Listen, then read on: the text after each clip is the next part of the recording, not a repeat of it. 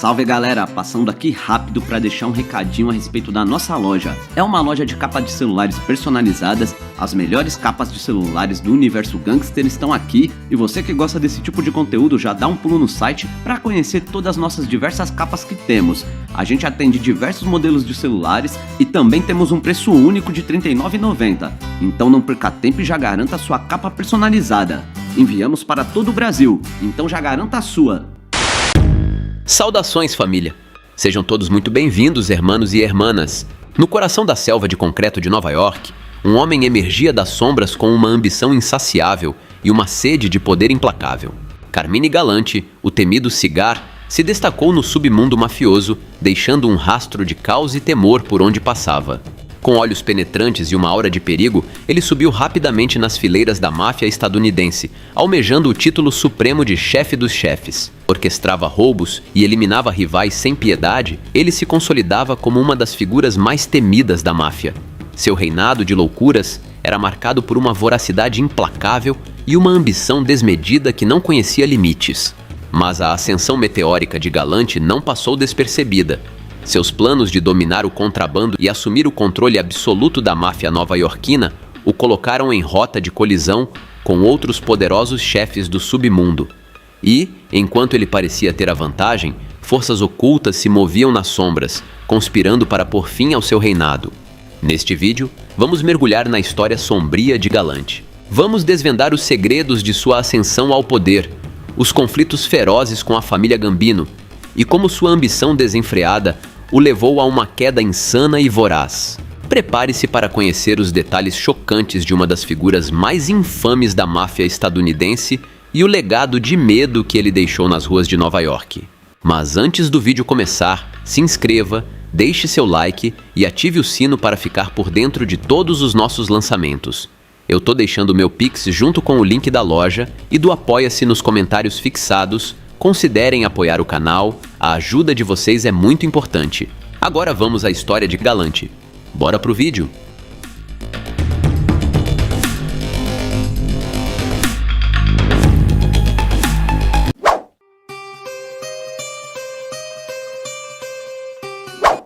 Carmine Galante emergiu das sombras sinistras do submundo mafioso de Nova York. Com olhos penetrantes e uma aura misteriosa, ele subiu na hierarquia com uma determinação implacável, abrigando uma grande ambição. Ele almejava se tornar o chefe dos chefes, um título que solidificaria seu domínio sobre todas as famílias do submundo na máfia estadunidense. Conhecido como o Charuto, ele orquestrava roubos e eliminava rivais sem dar nenhuma chance, movido por sua sede insaciável de poder e controle. Seu reinado foi marcado por derramamento de muito ketchup humano e pela busca incessante de suas ambições. Mas, no entanto, sua busca por domínio absoluto eventualmente levou à sua queda quando foi dado de baixa em um restaurante no Brooklyn, deixando para trás um legado assombroso que ainda assombra as ruas. Galante nasceu com o nome de Camilo Galati em 21 de fevereiro de 1910, em um prédio de cortiço no leste do Harlem. Seus pais, Vincenzo James Galati e Vincenza Russo, haviam emigrado de Castellammare del Golfo, na Sicília, para Nova York em 1906. Aos 10 anos, Galante já estava em problemas com a lei e foi enviado para uma escola reformatória. Frequentou escolas públicas até o 7º ano e abandonou os estudos aos 15 anos. De 1923 a 1926, Galante trabalhou na Luben Artificial Flower Company e, em 1930, estava trabalhando na O'Brien Fish Company em Nova York como separador. Seus registros mafiosos datam de 1921, incluindo roubo, agressão, furto e violações relacionadas ao álcool. Em 11 de agosto de 1930, Galante foi preso por um roubo maluco em um restaurante. Segundo registros do FBI, isso pode ter sido um roubo na semana de pagamento. Por incrível que pareça, durante o roubo, o policial Walter de Castilla tentou prender Galante. No entanto, durante a troca de balas que se seguiu, Galante pegou e deu de baixa no oficial da lei. Mas posteriormente Galante foi liberado por falta de provas. Em 24 de dezembro de 1930, Galante foi ferido e preso durante uma tentativa de roubo a um caminhão no qual participaram ele e outros 3 homens. Isso levou a sérios danos em 2 crianças pequenas. Em 8 de janeiro de 1931, ele se declarou culpado de tentativa de roubo e foi condenado a 12 anos e meio na prisão de Sing Sing. Um relatório psiquiátrico feito em 23 de janeiro de 1931, na prisão de Sing Sing, indicou que Galante tinha a idade mental de um garoto de 14 anos e um QI de 90. Ele também foi diagnosticado como uma personalidade neuropática, psicopática e emocionalmente insensível. Em 1º de maio de 1939, Galante foi libertado incondicional e voltou a trabalhar para a empresa de flores artificiais. Isso marcaria o início da sede insaciável de poder de Galante e de uma carreira mafiosa insana.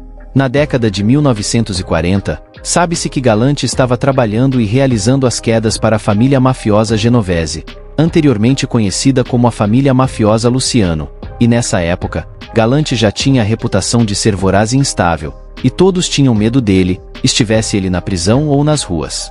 Uma das quedas que ele supostamente realizou para Vito Genovese foi o de Carlo Tresca em Nova York em 1943. Carlo Tresca era um editor de jornal ítalo-estadunidense, orador e organizador sindical, líder dos trabalhadores industriais do mundo durante a década de 1910. Ele foi um dos principais oponentes públicos do fascismo, stalinismo e da infiltração da máfia nos sindicatos para fins de extorsão sindical. Tresca tornou-se uma figura proeminente entre os ítalo-estadunidenses por sua oposição ao fascismo e foi reportado a Benito Mussolini como um inimigo ferrenho do movimento fascista. Tresca editava um jornal antifascista chamado El Martillo, que significa o martelo, onde atacava os mitos que sustentavam o poder de Mussolini. Em 1937, após Genovese fugir dos Estados Unidos temendo ser processado por uma queda que ordenou em 1934, ele supostamente subornou alguns membros do partido fascista e tornou-se amigo de Galeazzo Echano, a quem alegadamente fornecia coca e que também era genro de Benito Mussolini. Segundo relatos, Genovese doou quase 4 milhões de dólares ao partido fascista de Mussolini até o final da Segunda Treta Mundial e, como um favor, ordenou que Carlo Tresca fosse dado de baixa. Em 11 de janeiro de 1943, Galante se apresentou ao seu agente de condicional. Após isso, os agentes seguiram Galante até um veículo no qual ele presumivelmente entrou e partiu. Segundo relatos, 1 hora depois, Carlo Tresca foi dado de baixa na 5ª Avenida com a 15ª Rua. A polícia encontrou uma pistola calibre .40 escondida atrás de um barril de cinzas na esquina perto da saída da 15ª Rua de um prédio de escritórios, que Tresca foi visto deixando pouco antes de ser dado de baixa. A meio quilômetro de distância, na 7ª Avenida com a 18ª Rua Oeste, a polícia encontrou um veículo que correspondia ao que os atiradores usaram após a queda de Tresca. No dia seguinte, investigadores do Conselho de Condicional souberam da queda de Tresca e viram o número da placa familiar do veículo abandonado. Galante foi preso como suspeito, mas, com evidências insuficientes, foi devolvido à prisão por violação da condicional. Ninguém jamais foi acusado de dar de baixa em Carlo Tresca e, embora Galante hoje seja amplamente considerado o sicário, há muitas histórias sobre o porquê e sobre quem lhe deu a ordem. Em 21 de dezembro de 1944, Carmine Galante foi libertado da prisão. Supostamente, no final dos anos 1930, Carmine Galante já estava em ascensão no submundo organizado e ocupava a posição de tenente superior na família mafiosa Bonanno. Na década de 1940, Joe Bonanno o promoveu a conselheiro e o colocou no comando da rede de contrabando da família. Embora se diga que nessa época ele era apelidado de Lilo por seus companheiros mafiosos, há evidências que sugerem que ele já tinha esse apelido desde a infância. Relata-se que, em 11 de novembro de 1957, Galante estava presente na famosa reunião de Appalachian, realizada na casa de Joseph Barbara em Nova York, mas escapou para a Itália antes das apreensões feitas pela polícia do estado de Nova York. Mas, no entanto, quando o acordo foi alcançado na cúpula da máfia de Palermo, realizada em Palermo em outubro de 1957, com os clãs sicilianos para inundar os Estados Unidos com heroína, Galante estava ao lado de Joe Bonanno e serviu como seu principal conselheiro. Galante, que falava italiano, francês e espanhol com facilidade, serviu como principal representante da máfia na Europa para os lucrativos negócios de tóxicos multimilionários. Em 1958, Carmine Galante, Vito Genovese e outros 35 foram indiciados por conspiração de tóxicos. Porém, no entanto, Galante se manteve em seu esconderijo. Em 17 de abril de 1959, Vito Genovese foi condenado a 15 anos de prisão. Após ser fugitivo por quase um ano, Galante foi capturado por patrulheiros do estado de Nova Jersey em junho de 1959, mas foi libertado sob fiança de $100 mil. Em 5 de maio de 1960, Galante foi mencionado, junto com outras 28 pessoas, em uma acusação por um delito separado relacionado a tóxicos. Ele foi indiciado por acusações federais de ser o chefe executivo de uma gangue que importava grandes quantidades de heroína para o país a partir do Canadá, mas se entregou voluntariamente em 17 de maio de 1960. O primeiro julgamento da acusação começou em 21 de novembro de 1960, após vários adiamentos, incluindo o adiamento de uma semana devido à fuga do réu Ângelo Tuminaro na véspera do julgamento. Em 15 de maio de 1961, na véspera das alegações finais, o julgamento foi interrompido depois que o presidente do júri lesionou as costas em uma queda inexplicável de uma escada em um prédio abandonado no meio da noite. Após o primeiro julgamento, os réus foram liberados sob fiança aumentada e, com a aprovação do tribunal, vários dos advogados do primeiro julgamento foram dispensados de suas representações. A partir de 19 de junho de 1961, o caso aparecia no calendário de julgamentos em intervalos mensais regulares. Em cada ocasião, o caso foi adiado porque vários réus alegavam que, apesar de terem meios para pagar uma fiança considerável, não conseguiram contratar representação legal. Galante foi considerado culpado em seu segundo julgamento por tóxicos e condenado a 20 anos de prisão federal e uma multa de $20 mil em 10 de julho de 1962. Ele manteve sua posição dentro da prisão e um pequeno grupo de outros internos da família Bonanno cuidava de suas necessidades básicas. Ele pagava $250 por mês em subornos para obter os melhores cortes de carne para ele e seus companheiros. Informantes mais tarde disseram aos investigadores que o arrogante Galante prometia a seus colegas de prisão que restauraria o esplendor da família, que estava em crise e sem um líder aprovado pela comissão desde a aposentadoria forçada de Joe Bonanno em meados dos anos 1960. Libertado incondicional em 1974, após cumprir 12 anos, a sede de poder e os instintos sicários de Galante logo prevaleceram, com Philip Rusty Rastelli, o chefe interino, sendo seu obstáculo. Mas, no entanto, condenado por extorsão, Rastelli começou a cumprir sua sentença de 6 anos.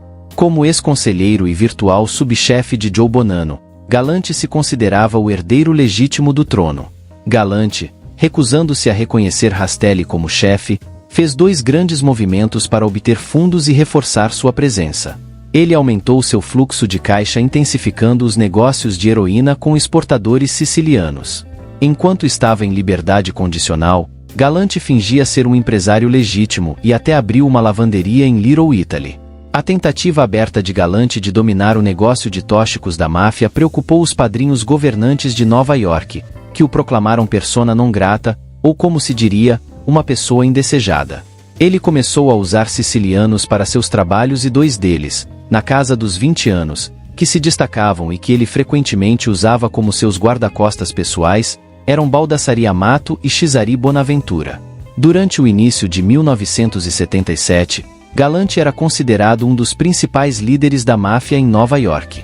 Sua liberdade condicional foi revogada pela Comissão de Liberdade Condicional dos Estados Unidos em 3 de março de 1978, por supostamente se associar com outros mafiosos da família Bonanno, e ele foi devolvido à prisão.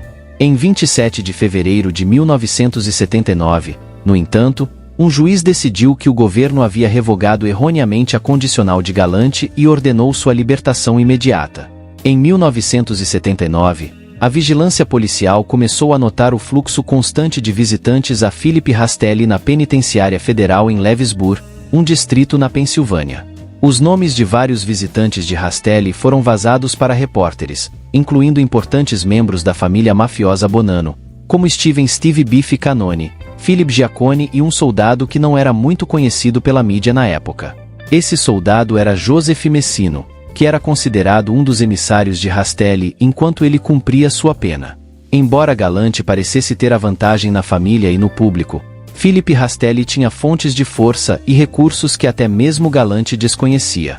Galante supostamente planejou as quedas de pelo menos 8 membros da família Gambino, com quem tinha uma amarga rivalidade no final dos anos 1970, para assumir um grande negócio de contrabando de heroína.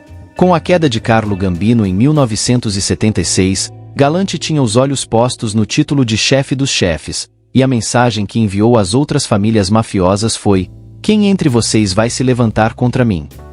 Da prisão, Rastelli despachou um apoiador para solicitar à comissão da máfia a aprovação para eliminar Carmine Galante, e sem sua agitação, a aprovação foi concedida.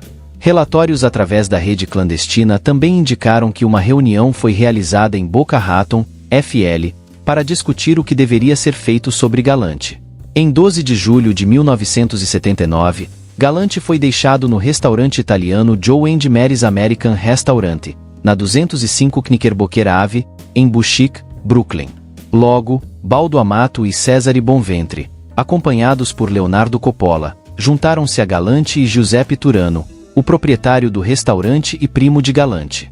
Galante acendeu um charuto enquanto esperava pela sobremesa e café, e, às 14h45, 3 homens mascarados entraram no restaurante, caminharam até o pátio e abriram fogo com espingardas e pistolas. Coppola e Turano foram dados de baixa instantaneamente. Galante foi de base no local onde caiu da cadeira devido às balas de espingarda, ainda com o charuto firmemente preso entre os dentes. O filho de 17 anos dos proprietários, John Turano, também levou chumbo, mas conseguiu sobreviver. Depois, testemunhas lembraram-se dos sicários saindo com Amato e Bonventre atrás deles enquanto entravam em um carro de fuga em frente ao restaurante. Porém, no entanto, os guarda-costas não perseguiram os sicários nem retaliaram de forma alguma. Amato e Bonventre estavam claramente envolvidos no complô de queda, mas não havia provas instantâneas ou testemunhas para prendê-los ou indiciá-los. Posteriormente, descobriu-se que Bonventre e Amato realmente participaram da queda de Galante. Os principais sicários foram Russell Mauro, que deu de baixa em Galante, Bruno Indelicato, que atirou em Turano e Coppola, enquanto Dominique Big Trinchera vigiava dentro do restaurante e Santo Giordano vigiava do lado de fora.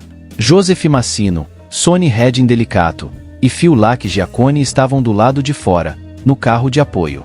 Por fim, logo Joseph Massino foi elevado a capo, uma clara indicação de que sua dominância estava em ascensão e o regime de Rastelli se fortalecia.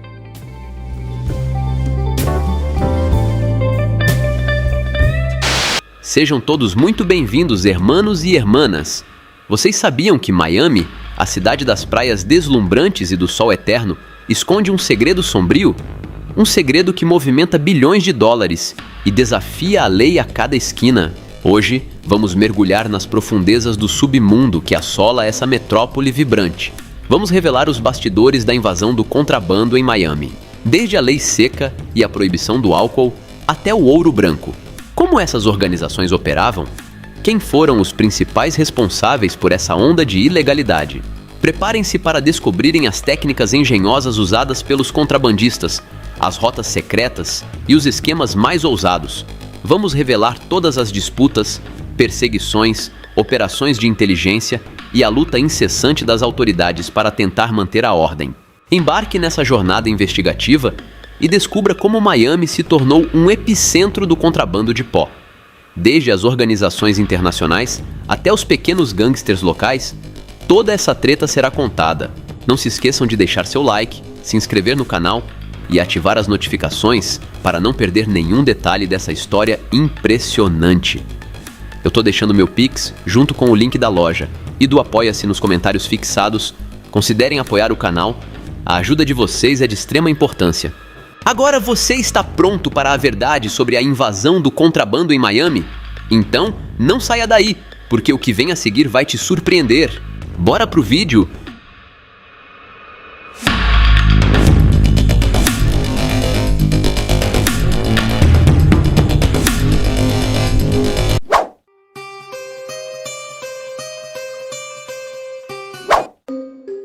Durante as décadas de 1970 e 1980, Miami foi palco de uma dura disputa ligada ao contrabando de pó. Várias organizações do submundo, principalmente a Organização de Medellín da Colômbia, semearam muito caos nas ruas desta cidade, conhecida como uma das mais turísticas dos Estados Unidos. Para dominar esse mercado extremamente lucrativo avaliado em milhões de dólares, os capos estavam dispostos a tudo, desde troca de balas em plena luz do dia com pistolas, em locais lotados onde até havia risco de acabar com pessoas inocentes naquela época. A cidade de Miami exalava caos e o fluxo de entorpecentes, incluindo a erva, e especialmente o pó, aumentavam de forma espetacular. Para contextualizar, nos anos 80, Miami ficou conhecida como a capital mundial dos tóxicos. Mas como isso foi possível? Como contrabandistas originários da América do Sul conseguiram prosperar nessa região dos Estados Unidos? Neste relato, vamos tentar responder algumas dessas perguntas. A disputa em Miami durante os anos 80 foi um período notório para os estadunidenses, especialmente destacado por obras culturais como a série Miami Vice, o filme Scarface e o jogo GTA.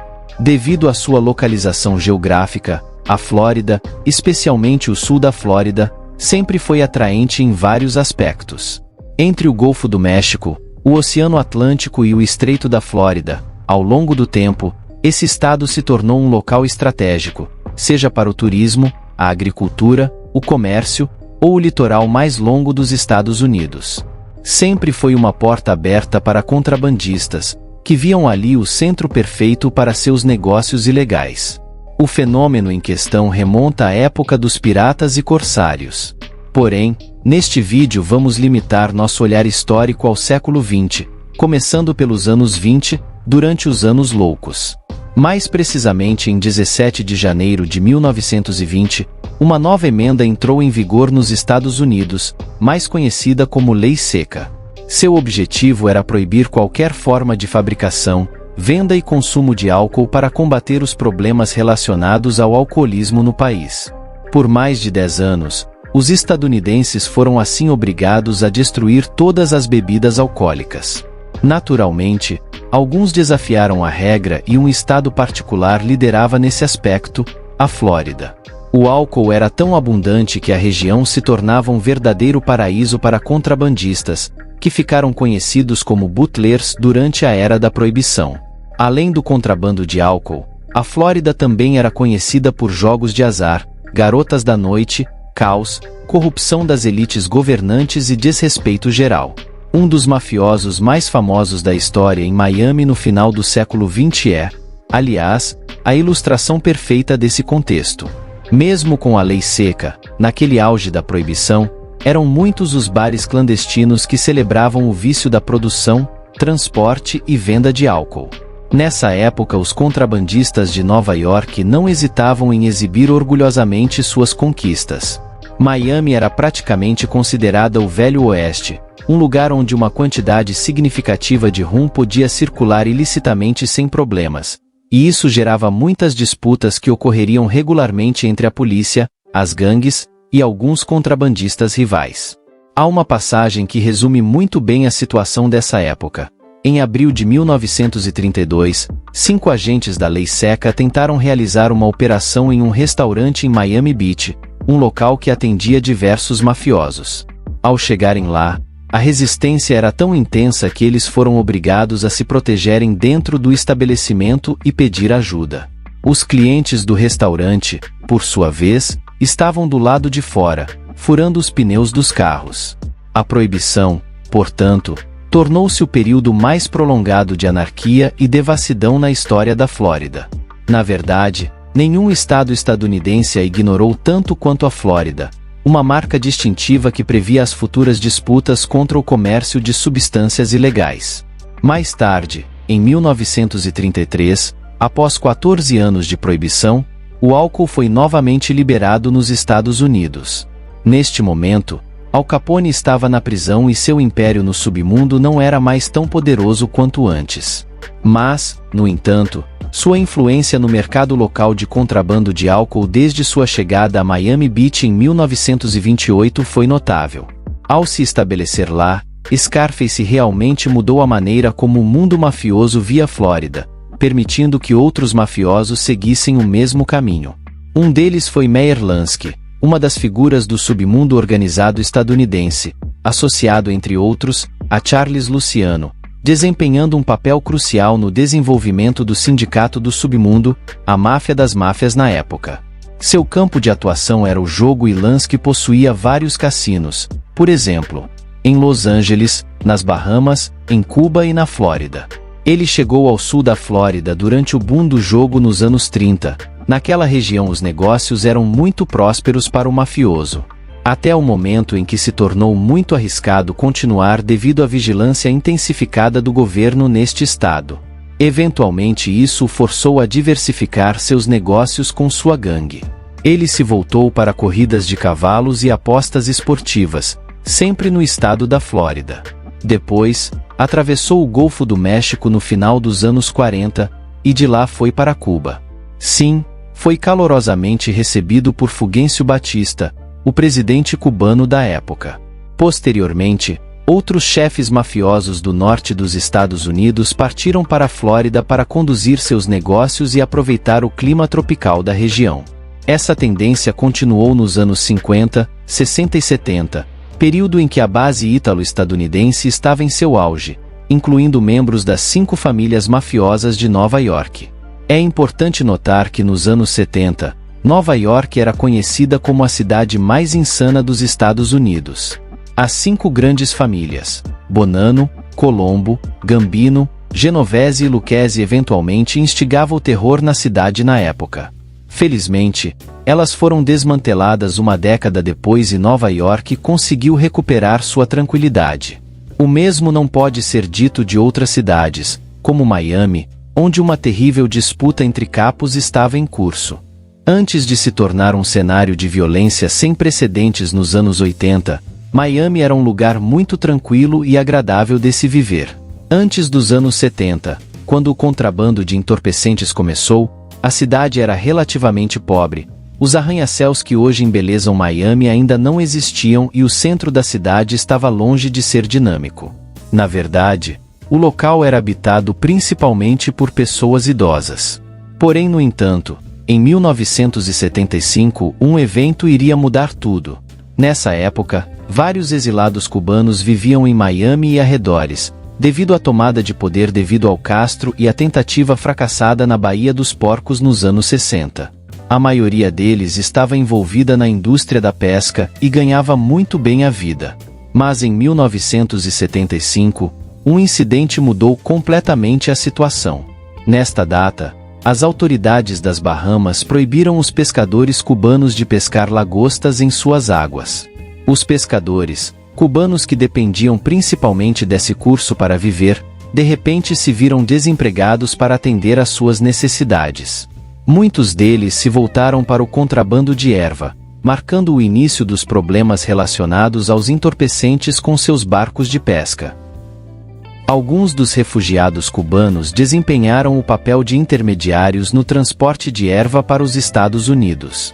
Para realizar esse transporte, eles procediam da seguinte maneira: carregavam grandes quantidades enormes em seus rápidos barcos de pesca. Então exportavam para a costa sul da Flórida, descarregavam, e trabalho estava feito. Ninguém viu e ninguém soube, porque, afinal, ninguém nunca dizia nada nos controles na costa da Flórida. São praticamente inexistentes e os contrabandistas podiam entrar nos Estados Unidos como se estivessem entrando em um restaurante. No entanto, quando as apreensões de erva podiam ser enormes, às vezes as autoridades confiscavam barcos que armazenavam 40 toneladas de erva. Com o tempo, a erva começou a inundar Miami em grande quantidade. Aliás, os capos possuíam tanta erva que começou a ficar difícil para eles vendê-las. Os preços caíram drasticamente e uma outra substância ilegal começou a fazer sucesso: a coca. Inicialmente, o pó era transportado em pequenas quantidades, geralmente em malas. Esse entorpecente, muito mais caro do que a erva, foi o responsável por desencadear a disputa de tóxicos em Miami.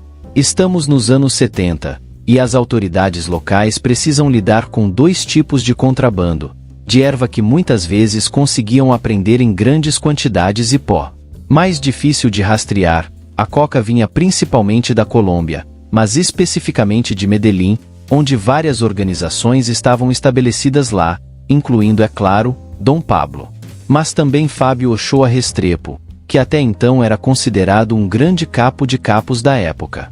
Mas o Sr. Ochoa, segundo as autoridades estadunidenses, foi um dos capos mais poderosos do mundo. Era uma espécie de chefão do comércio de pó, por assim dizer. Inicialmente era a máfia cubana que controlava o mercado. Depois, em Miami, os cubanos desempenhavam o papel de intermediários entre a Colômbia e os Estados Unidos, pois o pó chegava em grandes quantidades.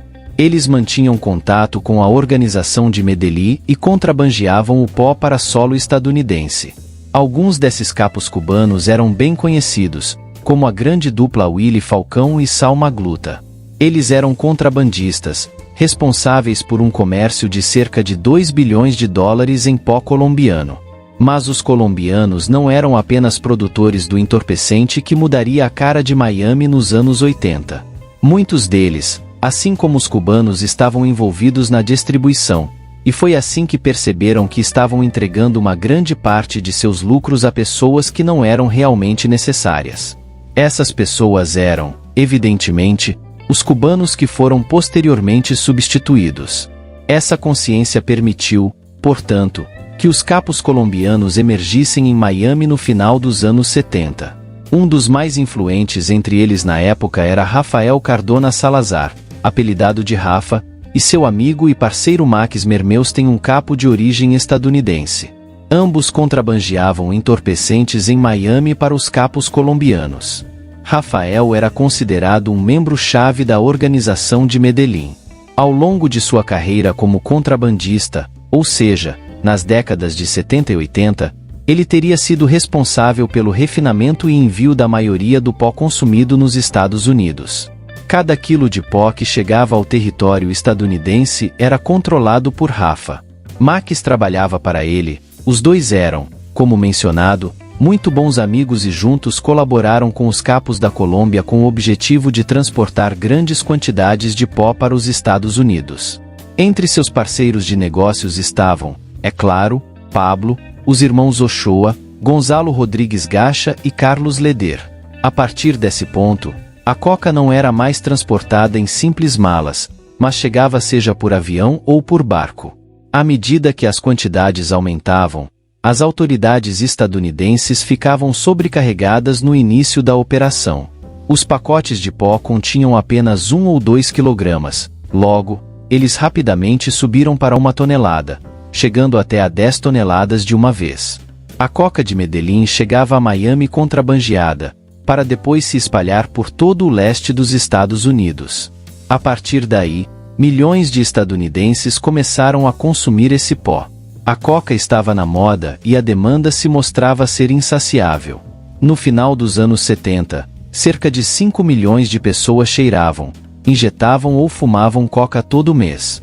Com esse enorme fluxo de entorpecentes, a economia de Miami disparou. Todo o dinheiro gerado pelo contrabando era lavado pelos capos em empresas legais como joalherias ou casas noturnas. Estimava-se que 80 bilhões de dólares eram injetados anualmente na economia do submundo de Miami. Naquela época, a vida noturna de Miami também experimentou um verdadeiro boom. Os clubes noturnos, provenientes do contrabando de pó, eram muito populares e os capos aproveitavam para ostentar seus carrões, anéis de diamantes ou garrafas de álcool extravagantes. Os capos enriqueciam, e às vezes podiam gastar até 50 mil ou mesmo 100 mil dólares em um dia. Um dos clubes mais populares da época era o Mutiny. Apelidado de Scarface, ele recebia quase exclusivamente capos de entorpecentes. Eles se encontravam geralmente para fazer negócios como um time, e isso era um ponto forte para os contrabandistas. Porém, no entanto, isso não impediu que as celebridades frequentassem o local, como o músico Rick James, o ator de Miami Vice Philip Michael Thomas ou jogadores do Miami Dolphins, a equipe de futebol americano local. Aliás, como curiosidade, o Hotel Babylon do filme Scarface foi inspirado justamente no Mutiny. Graças ao contrabando de pó, os capos enriqueceram enormemente, o que lhes permitiu comprar inúmeros bens de luxo, como carros, Rolex, vilas e propriedades imobiliárias. Tudo isso, é claro, era possível devido à corrupção na polícia e no sistema judiciário. Sim, os subornos eram comuns durante esse período. Mas então ocorreu um drama que levaria Miami ao caos extremo. O ano de 1979 foi o que fez a cidade mergulhar em outra dimensão mafiosa. Além do contrabando de tóxicos, a cidade agora tinha que lidar com outro tipo de capos ou com os sicários. Na verdade, no final dos anos 70 Miami viu sua taxa de quedas aumentar drasticamente. Múltiplos corpos, na maioria das vezes de jovens hispânicos, eram encontrados pela polícia na cidade e nos arredores. Esses fatos estavam intimamente ligados ao contrabando de entorpecentes, e seriam o ponto de partida para uma terrível disputa entre os capos de diferentes organizações. Tudo começou em julho de 1979, em um shopping em Miami. Naquele dia à tarde, 2 homens da organização de Medellín equipados com pistolas, deram de baixa em outros capos e seus guarda-costas em uma loja de bebidas em plena luz do dia. Durante a troca de balas, um total de 60 balas foram disparadas, deixando 2 feridos. Os sicários ao fugirem haviam atingido todas as pessoas próximas. Algumas horas depois, a menos de 1 quilômetro do local do delito, o veículo deles foi finalmente encontrado pela polícia, que ficou chocada. Sicários haviam deixado para trás um verdadeiro tanque de guerra, uma van reforçada, equipada com escotilhas para equipamentos bélicos, coletes à prova de balas e muita munição. Ao descobrir todo esse arsenal, as forças policiais perceberam imediatamente que Miami estava entrando em outro mundo. Os capos estavam muito melhor equipados do que a Polícia Metropolitana de Miami, e começaram a transformar a cidade em seu campo de jogos. Após esse terrível incidente, os policiais apelidaram os capos de Miami de cowboys do pó. Mas o que seria um cowboy do pó? O termo representava os colombianos e cubanos em situação irregular morando no sul da Flórida, que estavam lá para contrabandear pó ou para acertar as contas. Assim, depois de receber cobertura midiática nacional, o tiroteio marcou o início da disputa no sul da Flórida. As execuções por ordens dos capos se intensificaram na região, e a polícia, que estava completamente sobrecarregada pela situação, infelizmente não podia fazer muito, pois estavam em grande desvantagem numérica em relação aos sicários. Ela tinha sérias dificuldades de conter o turbilhão que abatia a cidade de Miami. Enquanto a organização de Medellín consolidava seu controle sobre o comércio de pó na região, o ritmo dos sicários acelerava o negócio animalesco do pó porque era altamente lucrativo. Na verdade, bastava que um capo suspeitasse que outro estava o enganando para que a história terminasse em derramamento de ketchup humano por conta dos lucros, que geralmente ultrapassavam milhares de dólares. Era muito fácil para os sicários apertarem o gatilho, e foi por isso que o número de quedas explodiu em Miami nos anos 80. Mas as rivalidades entre as organizações foram, de certa forma, o gatilho principal para grandes disputas. Aliás, uma das organizações dominava o mercado mais do que as outras, e esta não era liderada por um homem, mas sim por uma mulher. Griselda Blanco, uma das pioneiras no contrabando de pó.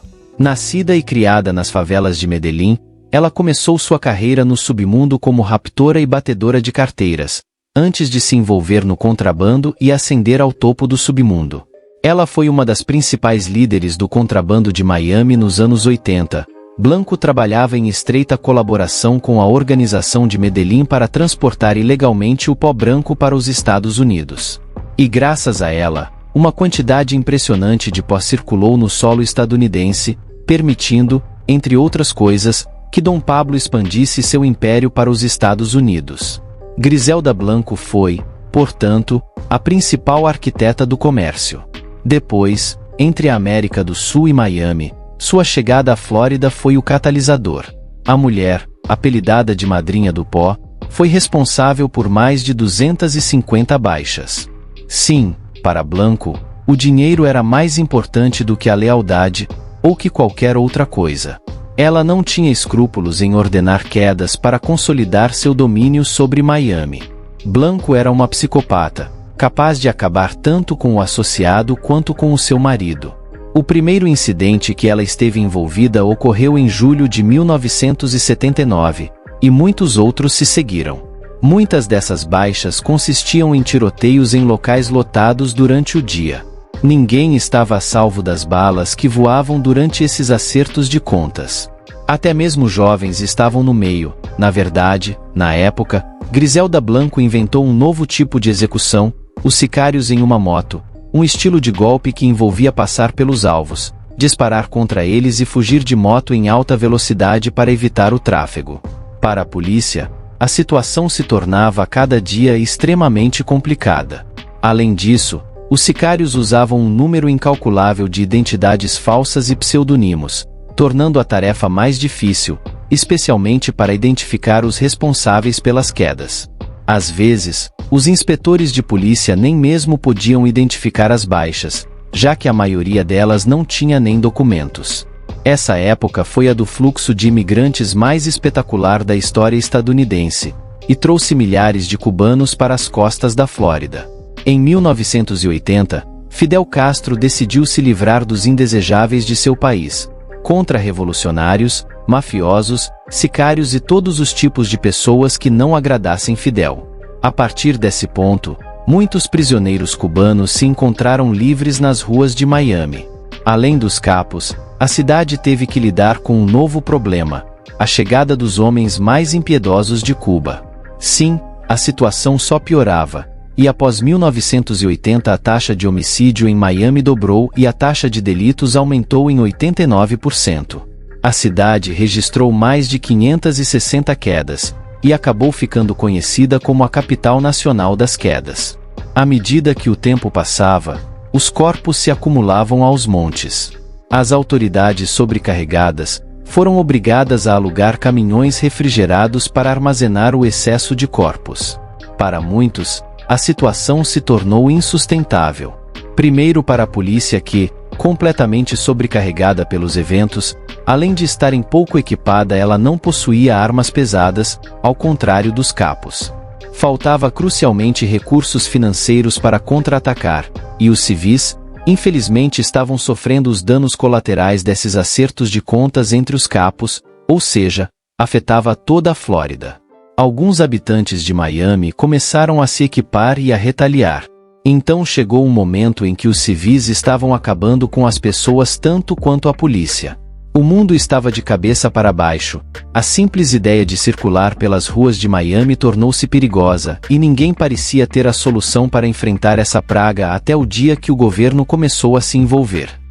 As quedas de pessoas perpetradas pelos contrabandistas nas ruas de Miami transformaram a cidade em um verdadeiro campo de batalha. A imagem de Miami se deteriorava a cada dia e o turismo diminuía drasticamente. Além disso, a mídia criticava vigorosamente a situação caótica da região. Porém, no entanto, uma luz de esperança surgiria quando uma unidade especial chamada Centenac 26 entrasse em cena. O Centenac 26 era um grupo de operações conjuntas entre a Administração de Combate aos Entorpecentes, DEA, a Brigada de Quedas Metropolitana e as autoridades de combate ao submundo organizado. Seu objetivo era se livrar dos mafiosos responsáveis pela onda de quedas que assolava Miami desde o final dos anos 70. Griselda Blanco era o alvo número 1, e de maneira mais geral, o Centenac foi treinado para combater a gangrena do contrabando nas ruas da cidade. Para fazer isso, os agentes se equiparam melhor do que os capos, pois normalmente os sicários das organizações tinham uma vantagem sobre os policiais durante os confrontos bélicos. O equipamento favorito deles era a metralhadora Mac-10, que era capaz de disparar até 16 balas por segundo e superava em muito as simples pistolas das forças da lei. Para corrigir isso, o Centenac 26 que decidiu se equipar não com pistolas comuns, mas com metralhadoras pesadas, e a partir desse momento tornou-se muito mais fácil para eles. A prova disso é que, graças às intervenções do Centenac 26, muitos campos caíram, e Griselda Blanco, por sua vez, começou a perder muitos homens. Então, o governo entrou em cena e o império da madrinha do pó desmoronou-no como um castelo de cartas. Os atos bárbaros de Griselda finalmente chamaram a atenção das autoridades federais e do governo dos Estados Unidos. Ronald Reagan, o presidente dos Estados Unidos na época, reconheceu o sério problema do pó em Miami, mas, claro, por questões financeiras. Uma constatação feita em 1982, após a apreensão de uma quantidade de coca equivalente a 100 milhões de dólares no aeroporto da cidade. Após essa enorme apreensão, um grupo de trabalho chamado Sul da Flórida foi criado sob a liderança do vice-presidente George Bush. O objetivo era analisar os problemas e determinar as medidas a serem tomadas para combater os crimes no sul da Flórida. A partir daí, a situação mudou rapidamente em Miami naquela época. Tanto os habitantes da cidade quanto o governo estavam cansados. A situação tornou-se crítica e era inevitável combater a praga do pó. Portanto, as autoridades governamentais decidiram adotar medidas drásticas, trazendo reforços para Miami. Grupos operacionais se uniram às tropas estaduais patrulhando as ruas da cidade. A Marinha emprestou 2 de seus aviões radar para combater o contrabando, e o Exército também contribuiu com alguns de seus helicópteros de combate. Era evidente que a situação estava tensa para os capos. Isso foi o que levou Griselda Blanco, a madrinha do pó, a deixar Miami em 1984, indo direto para a Califórnia. Quando ela partiu, a taxa de homicídios e de contrabando de pó caíram drasticamente em Miami. Na verdade, o contrabando se deslocou para Los Angeles, onde os capos estabeleceram seu novo quartel-general. A partir daí, o sul da Flórida começou a recuperar a calma. Todos os grandes nomes envolvidos no contrabando em Miami foram presos um após outro, incluindo Max Mermelstein, que mais tarde se tornou informante do governo, além também de Jorge Ayala Rivera, um sicário de aluguel temido que trabalhou para Griselda Blanco, Mickey Munday, um contrabandista estadunidense responsável pelo transporte de mais de 38 toneladas de pó da Colômbia para os Estados Unidos, John Roberts, outro notório capo estadunidense que distribuiu mais de 2 bilhões de dólares em coca para a organização de Medellín. Ele também se tornaria um informante. E por fim, Griselda Blanco, a baronesa do pó mais proeminente de Miami nos anos 80. De fato, Griselda foi presa em sua residência em Los Angeles em 18 de fevereiro de 1985. Ela permaneceu na prisão até 2004 e foi posteriormente deportada dos Estados Unidos para a Colômbia, seu país natal, lá em 2012. Ironicamente, ela foi dada de baixa por sicários em uma moto, o mesmo método de execução que ela costumava empregar. As disputas em Miami terminaram após sua prisão em 1985, e o sul da Flórida finalmente se viu livre do caos gerado pelo contrabando. Agora, Miami precisava ser reconstruir. Após esse duro período, Miami encontrou um estilo de vida mais pacífico e a cidade conseguiu melhorar sua imagem internacionalmente, atraindo novamente turistas. Todos os negócios antes controlados pelos capos para a lavagem de dinheiro eventualmente faliram e fecharam, incluindo boates, concessionárias de automóveis e joalherias. Novas oportunidades surgiram para investidores e a economia de Miami ressurgiu com vigor. Em última análise, pode-se dizer que o comércio de entorpecentes salvou Miami de muitas maneiras, os bilhões de dólares gerados pelo pó. De fato, impulsionarão o desenvolvimento de muitas infraestruturas e os arranha-céus que hoje estabelecem a cidade são um exemplo perfeito disso. Na virada dos anos 80, Miami tornou-se mais glamourosa e exótica. A cidade foi novamente um destino preferido para os turistas e tudo acabou se ajeitando. Por fim, pelo menos era o que parecia, porque o contrabando de tóxicos ainda persiste na região, mas certamente a onda de caos diminuiu drasticamente, mesmo com a coca circulando.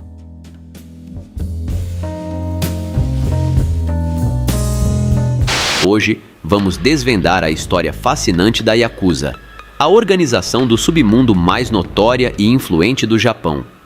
Prepare-se para uma jornada pelas sombras, onde honra, tradição e poder se entrelaçam em um jogo perigoso e letal. A Yakuza não é apenas uma gangue comum. É uma entidade profundamente enraizada na cultura japonesa. Com suas origens remontando ao século XVII, esta organização tem uma hierarquia rigorosa, códigos de conduta implacáveis e um senso distorcido de justiça e lealdade. Conhecida por suas operações clandestinas que vão desde todos os tipos de contrabando até jogos de azar e extorsão, a Yakuza exerce um controle enorme sobre a economia do submundo do Japão. Mas não se deixe enganar, sua influência vai muito além.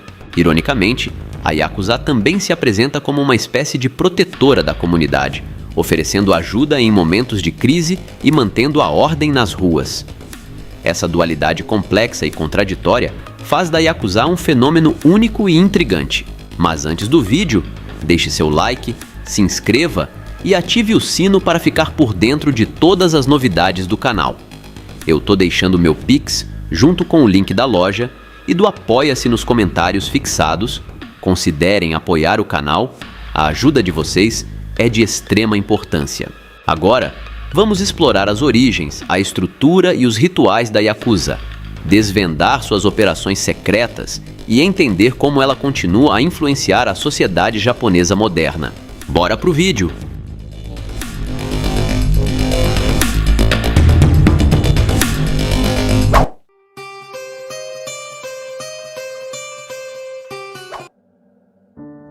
Tão misteriosos quanto temíveis, os Yakuza são considerados uma das maiores organizações criminosas do mundo. Embora sua história seja rica e complexa, para muitas pessoas, essa história se resume a tatuagens e dedos amputados. Foi o que as autoridades americanas descobriram no final da década de 60, quando foram confrontadas pela primeira vez com esse novo estilo de criminosos. Foi em Honolulu, na capital havaiana. Foi nessa cidade que os agentes federais dos Estados Unidos viram o surgimento de um novo tipo de criminoso coberto de tatuagens e, para alguns entre eles, dedos amputados. Mas os federais não conheciam o funcionamento interno dessa gangue organizada, nem a maneira como ela administrava seus negócios. Tudo o que sabiam era que essa nova máfia era imensa, tanto no escopo de suas atividades, quanto no tamanho de sua força de trabalho. Para a época isso era inédito. E não demorou muito, você pode imaginar, para preocupar as autoridades. É importante lembrar que na década de 60, havia cerca de 20 mil membros nas várias organizações mafiosas americanas, enquanto ao mesmo tempo o Japão tinha cerca de 180 mil Yakuzas. Impressionante, não é mesmo? Especialmente para um país 2 vezes menor em habitantes. Portanto, não demorou muito para que os Estados Unidos tocassem o alarme. Eles tinham diante de si um verdadeiro poder criminoso que controlava atividades tão numerosas quanto variadas, como o jogo, o tráfico de drogas, a venda de armas ou mesmo o tráfico humano. Você provavelmente deve estar se perguntando o que os federais americanos fizeram para lutar contra essa gangue criminosa. Bem, eles tentaram descobrir sobre a Yakuza colhendo informações com a polícia japonesa. Infelizmente, ela estava relutante em fornecer informações aos americanos. Seriam os velhos rancores do pós-guerra que ainda pesavam na balança? Você pode pensar assim, mas na realidade, a razão era mais óbvia e bem diferente. Na verdade, a Yakuza e a polícia japonesa há muito tempo cooperavam juntas. De fato, ao contrário da máfia americana, a Yakuza era aceita na sociedade japonesa, e muitos chefes de família tinham laços estreitos com a polícia. Alguns dos membros da gangue Yakuza não hesitavam em exibir o emblema de seu sindicato na porta de suas casas. Eu sei, pode parecer loucura. É como se a máfia americana indicasse seus esconderijos com placas, bairro principal da máfia. Mas acredite, você não está no final de suas surpresas. Alguns Yakuzas até organizavam entrevistas coletivas após certos tiroteios ou guerra de gangues, para falar sobre a morte de um civil atingido durante um confronto, ou para anunciar o fim de uma rivalidade. Acho que você entendeu. Os Yakuza não são gangsters como os outros. Então vamos dar uma olhada na história dessa organização, originalmente secreta, e agora conhecida por todos.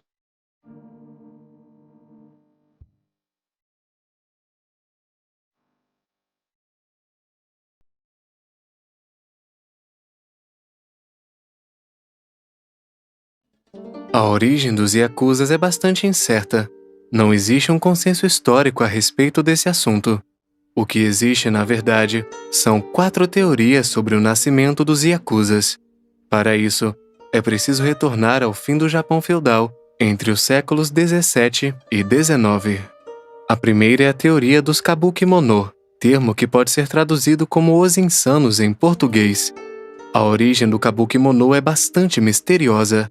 Dizem que são descendentes dos Ronins, samurais caídos do período feudal. Eles eram conhecidos por sua vestimenta e excentricidade capilar. Eram considerados bandidos, criminosos, marginais. Em resumo, pessoas que ninguém queria se associar. Sempre equipados com uma lâmina ou uma katana, eles semeavam o terror entre os cidadãos indefesos cometendo crimes. Aparentemente, os mais cruéis poderiam matar pessoas inocentes apenas para testar uma nova técnica de luta ou para verificar se sua arma estava afiada. Esse grupo era formado por excêntricos samurais a serviço do governante militar japonês, o Shogun. Uma lealdade inabalável que os diferenciava de outros grupos criminosos. Eles se protegiam e formavam um verdadeiro clã. A probabilidade de que os Yakuza sejam os herdeiros de Kabuki-mono é bastante forte. No entanto, eles reivindicam outra origem.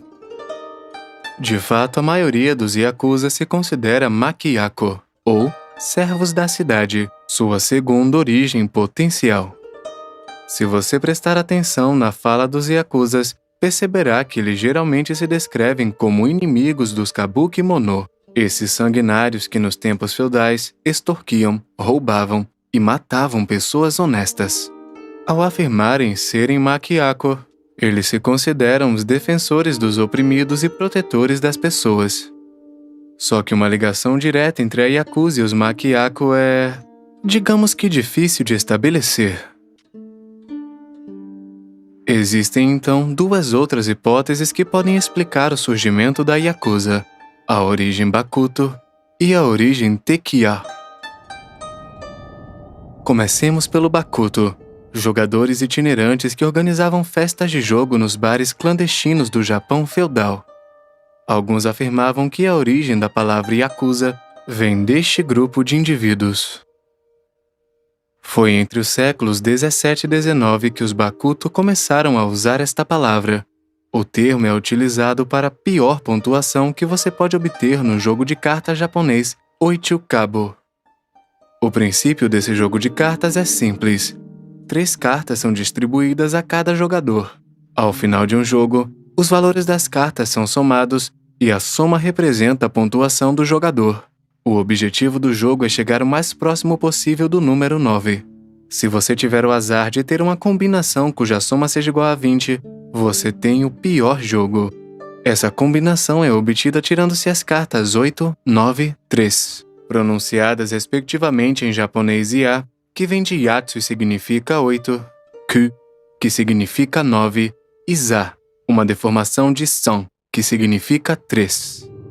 A partir disso, a expressão ganhou outro significado na boca dos Bakuto, que usava essa expressão para designar coisas inúteis.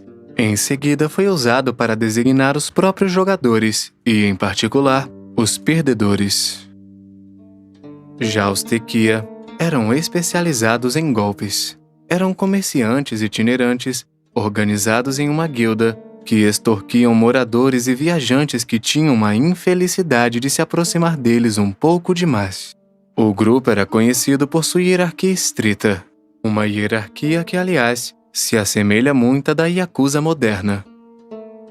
Durante o período feudal japonês, a Yakuza começou a se organizar em famílias, como a máfia italiana, com um padrinho no topo e os membros gradualmente integrados ao clã. O que os diferencia da máfia, no entanto, é essa relação única que eles agregaram à sua estrutura e conhecida como Oyaban-Koban, uma relação intrinsecamente ligada à cultura japonesa. O Oyaban é o pai, o chefe, e o Koban, a criança, o protegido. Isso funciona da seguinte forma: o Oyaban dá conselhos, oferece proteção e ajuda, e em troca recebe a lealdade inabalável do seu Koban. Na sociedade japonesa do século XVIII, o sistema Oyaban-Koban muitas vezes serviu de base para a relação entre professor e aprendiz, entre senhor e vassalo, ou, no submundo nascente, entre o patrão e o seu braço direito. No centro dos primeiros Yakuza, esse relacionamento às vezes era caracterizado por uma devoção fanática do Koban ao seu Oyaban. Não é o caso, por exemplo, das gangues americanas, onde os subordinados não hesitam em apunhalar os figurões pelas costas para destroná-los. A devoção do Koban ao Oyaban era tamanha que ele poderia até se colocar na linha de frente contra as armas e espadas do campo inimigo para manter o líder vivo, colocando em risco sua própria vida. Se o Oyaban cometesse um crime, o Koban também era obrigado a cumprir a sentença e ir para a cadeia em seu lugar. Hoje, mesmo que as coisas tenham mudado, um antigo ditado ainda é popular entre os Yakuzas. Se o patrão diz que um corvo que passa é branco, você tem que concordar. No entanto, para o humilde Koban, subir na hierarquia Yakuza pode ser uma tarefa assustadora.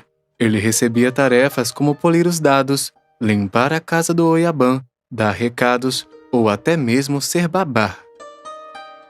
Como vimos, a origem da Yakuza permanece incerta. No entanto, um fato verificável está marcado literalmente na pele dos Yakuzas: as tatuagens.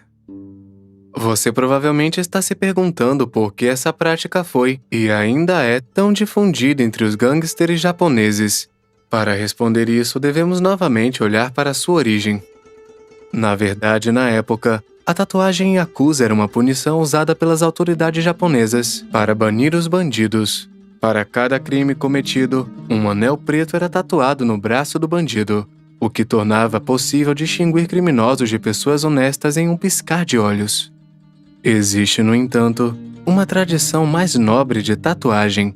Seus traços notáveis, considerados por muitos como os mais bonitos do mundo, datam de centenas de anos, já por volta do século III.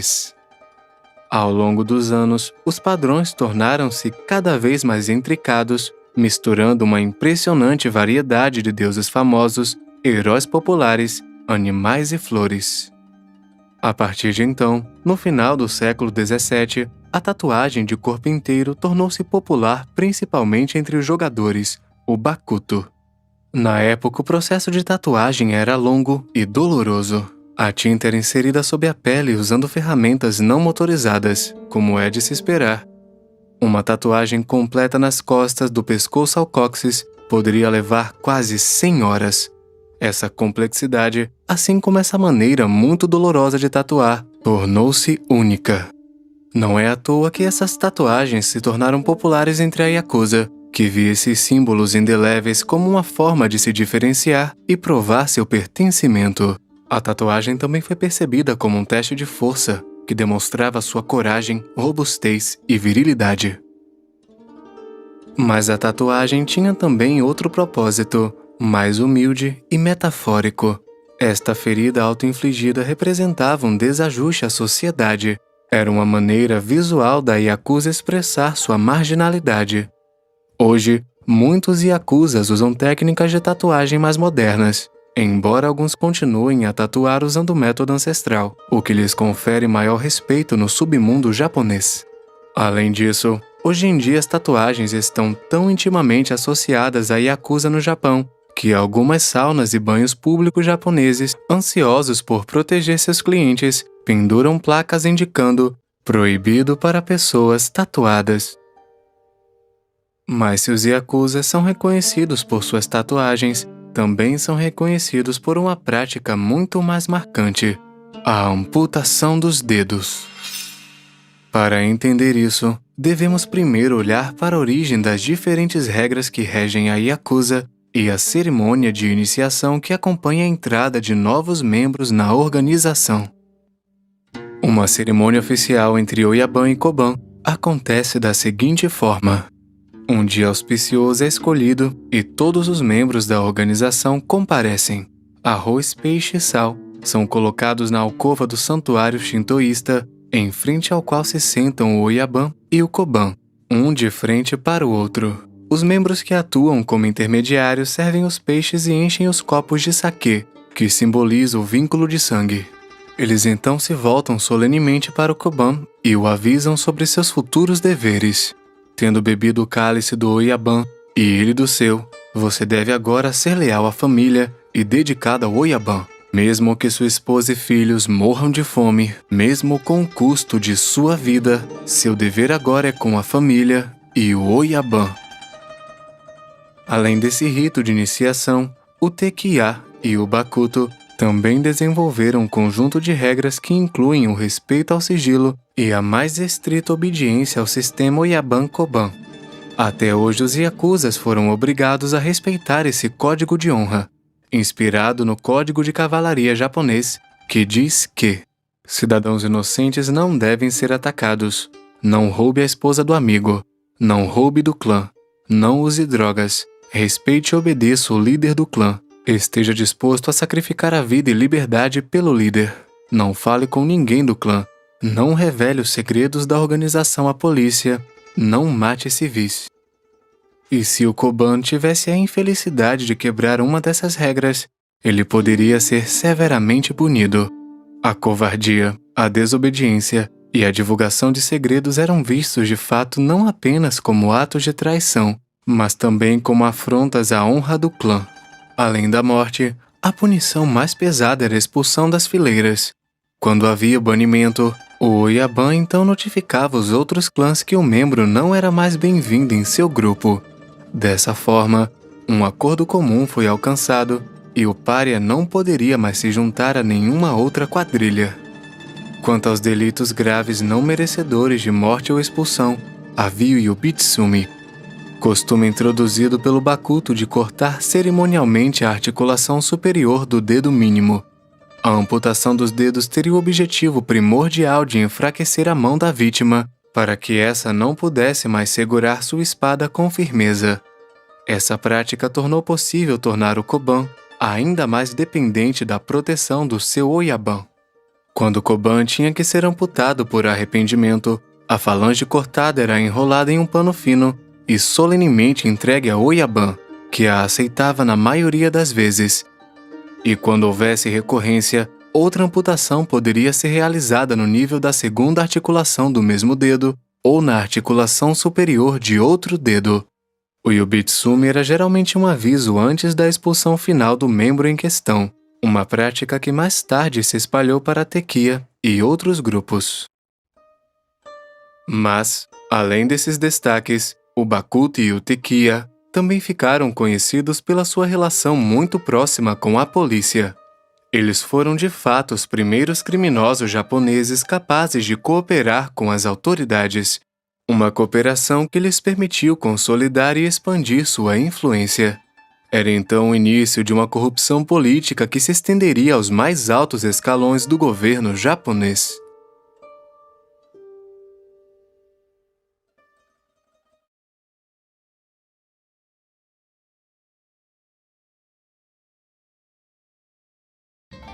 Sob o reinado do imperador Meiji, a partir de 1868, os japoneses realizaram seu primeiro milagre econômico, rompendo os últimos laços do feudalismo e transformando o seu país em uma potência industrial, uma prosperidade que permitiria a Yakuza expandir muito mais suas atividades. Foi no final do século XIX que certas organizações Yakuzas começaram a pagar subornos à polícia, um hábito que seria mantido por muito tempo dentro da organização criminosa. De fato, nesse novo e mais industrial Japão, a Yakuza não tinha escolha, ela precisava se modernizar, e para isso, diziam a si mesmos que eles tinham de pôr os pés na política. Uma tarefa não tão fácil assim, você verá. Bem, na verdade não tão difícil assim, já que gangsters e políticos tinham uma coisa em comum: seu profundo apego ao conservadorismo e nacionalismo. Um homem então simbolizava perfeitamente essa união entre a Yakuza e os políticos: Mitsuru Toyama. Um ultranacionalista que, desde cedo, idolatrava a tradição samurai. Ele entrou na política aos 20 e poucos, participando de uma das últimas revoltas samurais contra o poder Meiji, um golpe fracassado que lhe rendeu uma sentença de 3 anos de prisão. Toyama realmente odiava tudo que a era Meiji representava: modernização econômica, modernização cultural, tudo o que ele não queria. Após a sua libertação, apressou-se para juntar ao primeiro grupo nacionalista e começou a reunir adeptos. Alguns deles eram a Yakuza, que para Toyama era uma força de luta dura, usada principalmente para limitar conflitos sociais e assassinar certos políticos de esquerda. Depois disso, Toyama começou a se destacar em sua região. Como um Robin Hood, ele rapidamente ganha uma imagem de herói popular em todo o país. Ele teve não só a aprovação do povo, mas também de parte da esfera política japonesa. Suas convicções políticas mudariam então a história do país, assim como da Yakuza, quando ele criou a Geniyasha, ou Sociedade do Dragão Negro, em 1881.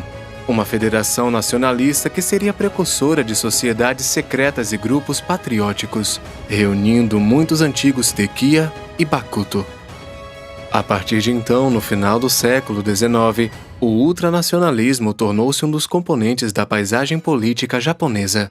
Um cenário político em que a Yakuza agora se mistura perfeitamente graças à sua aliança com os políticos. Foi também no início do século XX que surgiram muitas gangues Yakuza. Uma dessas gangues nasce na cidade de Kobe, o Yamaguchi-gumi, a maior família Yakuza da época. Um sindicato Yakuza que conseguiu, na década de 30, expulsar todos os seus rivais e subir ao topo do mundo do crime japonês. Essa ascensão do Yamaguchi-gumi deve-se principalmente ao seu líder, Kazuo Taoka, o padrinho indiscutível do crime organizado japonês, conhecido por sua crueldade e seu senso de organização. Nas décadas de 30 e 40, ele transformou o Yamaguchi-gumi em uma poderosa organização criminosa, com quase 13 mil membros em 36 das 47 prefeituras do Japão. Uma influência criminosa impressionante, mas os japoneses estavam neste momento focados em um evento muito mais sério: o ataque a Pearl Harbor e a sua entrada na guerra contra os Estados Unidos. Um conflito armado que os japoneses vivenciaram como uma terrível humilhação. Os milhões de soldados que morreram nos campos de batalha, os 2 bombardeios atômicos e a invasão soviética levaram a melhor sobre o Japão, que teve de capitular em 2 de setembro de 1945. Essa derrota que então significou o início da ocupação americana na Terra do Sol Nascente. Sob a ocupação americana, os japoneses precisavam de tudo, especialmente comida. E felizmente, paradoxalmente é preciso admitir, os cidadãos puderam contar com a ajuda da Yakuza. Com o surgimento do mercado negro, eles de fato permitiram que a população japonesa se alimentasse da melhor maneira possível. Profundamente apegados à sua terra natal, os Yakuza chegaram ao ponto de trocar suas armas por ferramentas para ajudar a reconstruir o país. Ajuda que permitiria que a Yakuza fosse melhor aceita na sociedade japonesa e que gerasse uma dívida moral para com eles. No entanto, no final da década de 40, as forças de ocupação americanas deram a entender que queriam eliminar os Yakuzas. Um discurso muito contraditório. Sabemos que foram os americanos que ajudaram muito as quadrilhas japonesas durante a ocupação, principalmente no que diz respeito ao fornecimento de arroz para o mercado negro. Na realidade, durante a ocupação, a política americana foi bastante desastrosa. As autoridades americanas e principalmente o general MacArthur sabiam muito bem que os gangsters eram os reis do Japão, mas nada fizeram para restaurar a ordem. Na verdade, sua prioridade não era a Yakuza, mas a possível ascensão do comunismo na Terra do Sol Nascente. E para isso, os americanos viam o submundo ultranacionalista japonês como um aliado em potencial, já que eles também se opunham ferozmente ao comunismo. Era então o início da Guerra Fria, período que traria à luz a outra figura ultranacionalista japonesa, Yoshio Kodama, um dos homens mais poderosos do Japão pós-guerra e também um dos que mais marcaria a história da Yakuza. Como Toyama antes dele, Kodama cria alianças entre bandidos e políticos. Em 1933, ele fundou seu próprio grupo político chamado Sociedade da Juventude Independente, empresa cujo principal objetivo era assassinar certos políticos japoneses. Após a Segunda Guerra Mundial, ele foi preso em Tóquio e considerado um criminoso de guerra classe A, a categoria mais importante dos prisioneiros. Quando foi libertado da prisão em 24 de dezembro de 1948, Kodama foi rápido em usar sua fortuna, adquirida por meio de operações de contrabando, para fins políticos. Ele suprimiu os conflitos sociais e expulsou os comunistas do Japão, como o senador McCarthy conseguiu fazer nos Estados Unidos com a famosa caça às bruxas. E, para atingir seus objetivos, Kodama chegou a trabalhar de mãos dadas com o Serviço de Inteligência Americana, a CIA. Esse fato deu início a uma longa relação de cooperação. Nas décadas de 50 e 60, a CIA financiou secretamente nacionalistas japoneses para lutar contra o comunismo na Ásia. A Yakuza, aliada de políticos de extrema-direita, se beneficiou indiretamente dessa ajuda. Milhões de dólares foram pagos pela CIA para apoiar o Partido Liberal Democrata Japonês, a direita conservadora do país. Assim, graças à influência de Kodama, a Yakuza desempenha um papel fundamental no cenário político japonês após a guerra. A aliança com políticos ultranacionalistas permite que a máfia seja mais influente do que nunca. No final, a ocupação americana foi um verdadeiro benefício para a Yakuza, que conseguiu se desenvolver política e economicamente em todo o país. Porém, o melhor ainda estava por vir.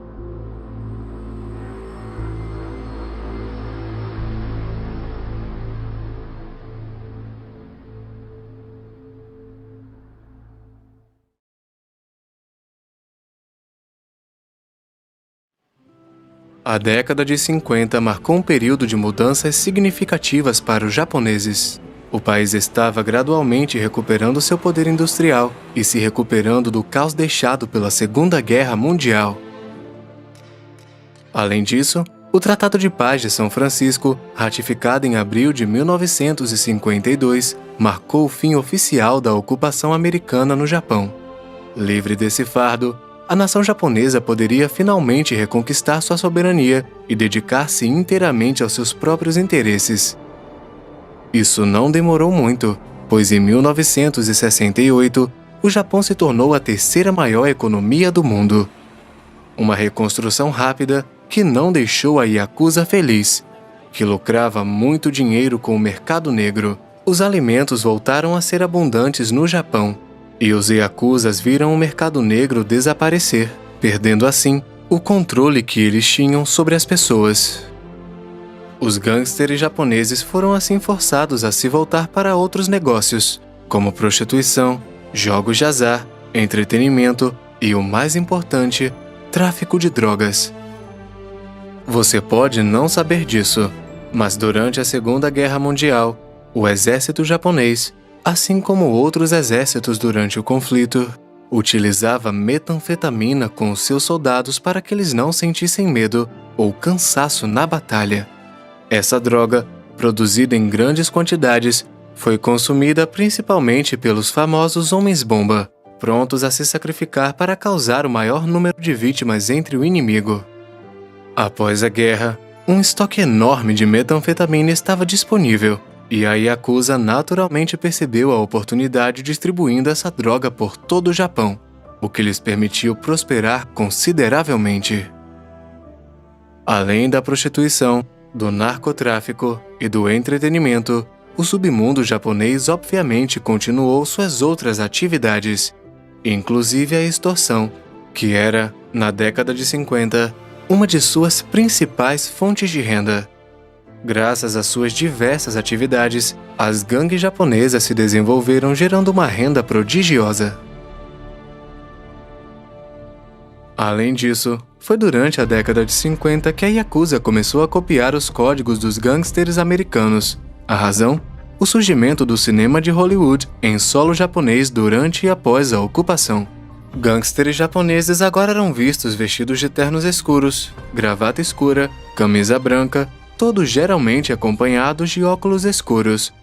E além do estilo de roupa, Alguns líderes da Yakuza também mudaram o estilo do carro, preferindo agora os grandes sedãs americanos. Há também outro fato notável na década de 50. O número de gangues Yakuza aumentou significativamente. Para ter uma ideia, a Polícia Metropolitana de Tóquio estimou que em 1958 havia cerca de 70 mil Yakuzas no Japão. 5 anos depois, esse número subiu para 184 mil membros, mais homens do que em todo o exército japonês da época. Nos anos 60 e 70, duas famílias Yakuza eram as mais importantes. O Yamaguchi-gumi, o sindicato Yakuza de Kobe que você já conhece um pouco, e o Inagawa-kai, localizado na área de Tóquio. É verdade, ainda não falamos sobre Tóquio, a capital japonesa. Bem, na região de Tóquio, nenhuma gangue jamais conseguiu ter um monopólio. Na verdade, apenas um grupo conseguia um pouco mais de destaque do que os outros, o Inagawa-kai, fundado por um certo Kakuji Inagawa, outro influente líder Yakuza, como Kazuo Taoka. Ah sim, falando de Taoka, no final da década de 50 sua influência começou a se espalhar por todo o território nacional. Taoka poderia realmente se gabar de ter cerca de 10 mil Koban em seu grupo, bem como uma organização criminosa com 343 gangues diferentes. É também durante esse período que Taoka e Inagawa estavam prestes a declarar guerra. Mas, no entanto, no lugar disso, os dois chefes formaram uma aliança em 24 de outubro de 1972, graças a um amigo muito próximo dos dois homens, o gangster e político Yoshio Kodama. Lembra dele? A figura mais proeminente do crime organizado japonês na década de 60, ele continua a fazer o que faz de melhor: combinar o submundo e a política. Acordos que modernizaram ainda mais as gangues da Yakuza. Kodama era o representante político de alguns dos maiores sindicatos Yakuza do país. Graças a ele, os gangsters tiveram a garantia de alcançar o auge do poder político. Ele segurava os políticos em uma mão e um exército de gangsters a seu serviço na outra. Certamente não é exagero dizer que durante os anos 60 e 70, ele foi um dos homens mais poderosos do Japão. Mas, no final da década de 70, um acontecimento encerrou definitivamente a sua carreira. E a causa disso foram as acusações contra ele por evasão fiscal, ligadas a um grande escândalo. Uma história que se enraizou alguns anos antes, em 1957 para ser exato. Naquela época, o representante da famosa empresa aeroespacial americana Lockheed no Japão foi instruído a vender aviões de combate ao exército japonês. Para isso, ele fez contato direto com Kodama, que aproveitou suas relações políticas para favorecer a empresa americana. O lado negativo disso? Subornos enormes. O caso veio à tona em 1976 e o povo japonês ficou indignado. Para Kodama, a longa descida ao inferno estava apenas começando. Ele é julgado e acusado de ter desviado 6,5 milhões de dólares em impostos de renda entre 1972 e 1975, e de ter obtido 3,6 milhões em moeda estrangeira. Ao longo do seu julgamento, manifestantes foram à sua residência com a firme intenção de fazê-lo pagar por essa traição. Apoiadores de grupos ultranacionalistas, outrora grandes admiradores de Kodama, queriam que ele cometesse suicídio por ter manchado a honra do Japão, em particular, o encorajando a fazer o famoso harakiri, um ritual suicida que consiste em se estripar. As manifestações contra ele chegaram em uma escala tão alta que um dia, um certo Mitsuyasu Manu, ator de filmes e partidário ultranacionalista, tentou matar Kodama colidindo um avião em sua casa, como um homem-bomba da Segunda Guerra Mundial. Infelizmente para ele, o ataque foi um fracasso, já que ele erra seu alvo por pouco e morre instantaneamente no processo. Após a revelação desse escândalo, o estado de saúde de Yoshio Kodama declina rapidamente, e seu império com ele. Kodama diria aos repórteres que recebeu uma punição divina, depois de servir a uma companhia aérea americana que matou tantos japoneses durante a Guerra do Pacífico. Ele morreu dormindo de um AVC em 17 de janeiro de 1984 em Tóquio, antes do final do seu julgamento. Esse escândalo em grande escala mancharia muito a imagem da Yakuza entre o povo japonês. Até então gratos, os japoneses realmente começaram a vê-los de forma diferente. Infelizmente, essa má publicidade não foi suficiente para reduzir o poder do submundo japonês. Kazuo Taoka, o líder do Yamaguchi-gumi, na época com 65 anos, ainda era tão influente como sempre, com quase 120 mil yakuzas em suas fileiras. E ao contrário de Kodama, ele soube ficar nas sombras. No entanto, ele também cairia do seu pedestal. Como?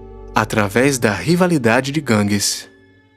Toda essa história começa em uma noite de julho de 1978. Naquela noite, Taoka senta-se calmamente em uma boate de Kyoto, acompanhado por 5 capangas. Quando de repente um jovem de camisa branca se levanta de sua cadeira, saca um revólver 38 e esvazia seu pente sobre o padrinho do submundo. O agressor então foge na tentativa de se salvar, enquanto Taoka é levado às pressas para um Cadillac blindado e levado sob escolta policial para um hospital próximo. Atingido no pescoço, ele milagrosamente consegue sair. O agressor de Taoka não era outro senão um yakuza de 25 anos pertencente ao clã Matsuda-gumi, rival da família Yamaguchi-gumi, também ativa no oeste do Japão. Infelizmente para ele, sua vida não durou muito. Ele foi encontrado algumas semanas depois selvagemmente assassinado na encosta de uma montanha perto de Kobe. Assim, após essa tentativa de assassinato, estoura uma guerra de gangues, digna da Guerra de Chicago dos anos 30. A Yakuza se enfrenta em plena luz do dia na rua e ninguém, nem mesmo a polícia, é capaz de parar esse caos. 5 outros Yakuza afiliados ao Matsuda-gumi serão assassinados nas represálias sangrentas que se seguirão. Enquanto isso, Taoka luta para se reerguer. Seus ferimentos de tiro enfraqueceram consideravelmente, forçando-o a se aposentar por algum tempo. Era o começo do fim para o padrinho do clã Yamaguchi-gumi. O sindicato Yamaguchi-gumi devia muito de sua força à liderança de Taoka. No entanto, após sua tentativa de assassinato, ele já não era mais o mesmo. Cada dia mais fraco, Taoka não tinha mais o controle sobre sua gangue e o clã começa a se dividir, com alguns tenentes já brigando pelo seu lugar. Taoka finalmente morreu em julho de 1981, um ataque cardíaco que encerra seu reinado de 35 anos como o yakuza mais poderoso do Japão. Na época de sua morte, só o clã Yamaguchi-gumi estava gerando mais de 460 milhões de dólares por ano. Cerca de 1.300 yakuzas de 200 gangues distintas se reuniram em Kobe para homenagear seu falecido padrinho. Vários líderes da yakuza, bem como empresários proeminentes, assistiram ao funeral e flores chegaram de todo o país.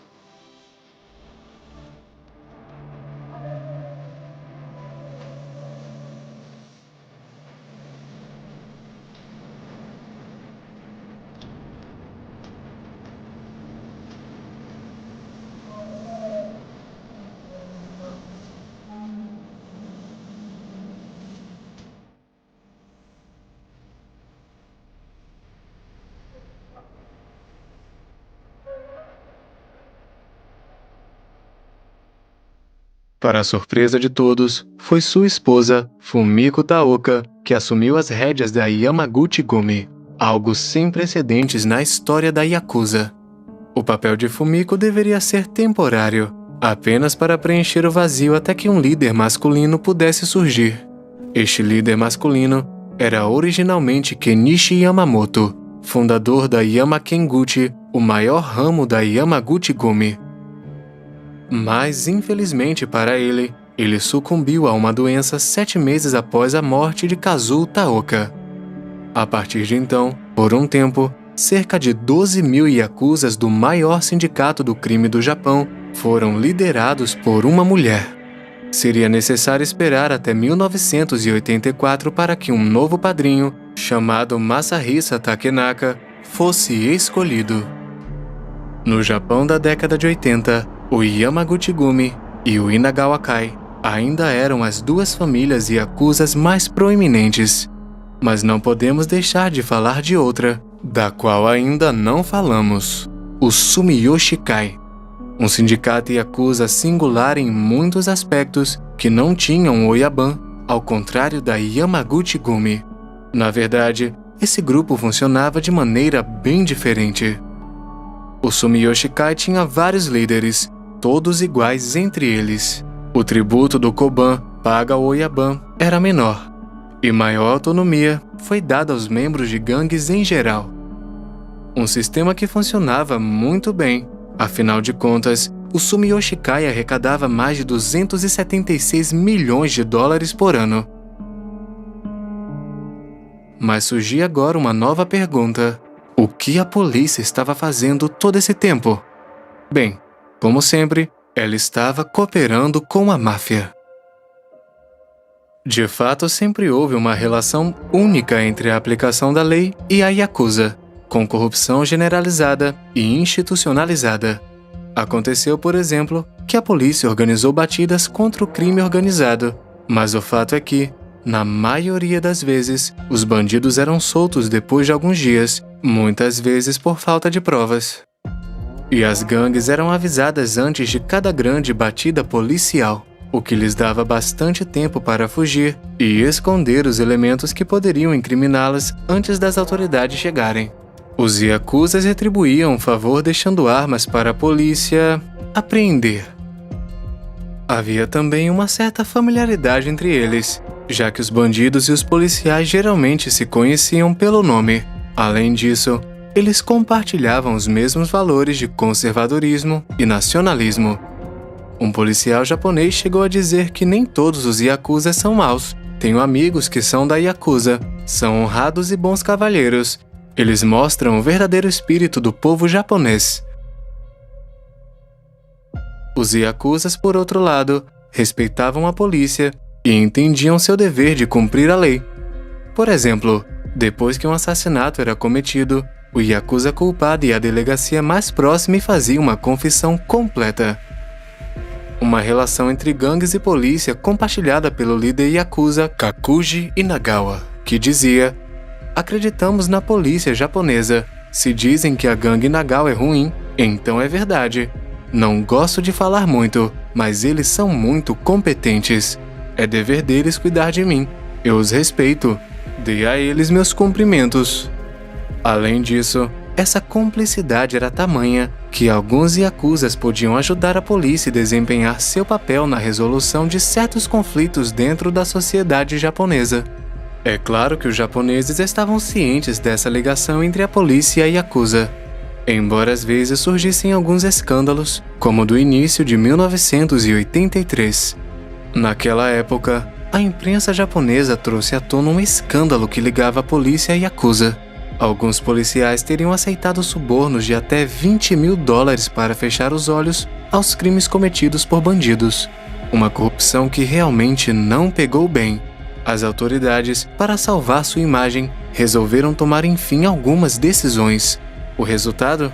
124 policiais foram demitidos ou sancionados, o equivalente para garantir a segurança de uma cidade japonesa de quase 70 mil habitantes naquela época.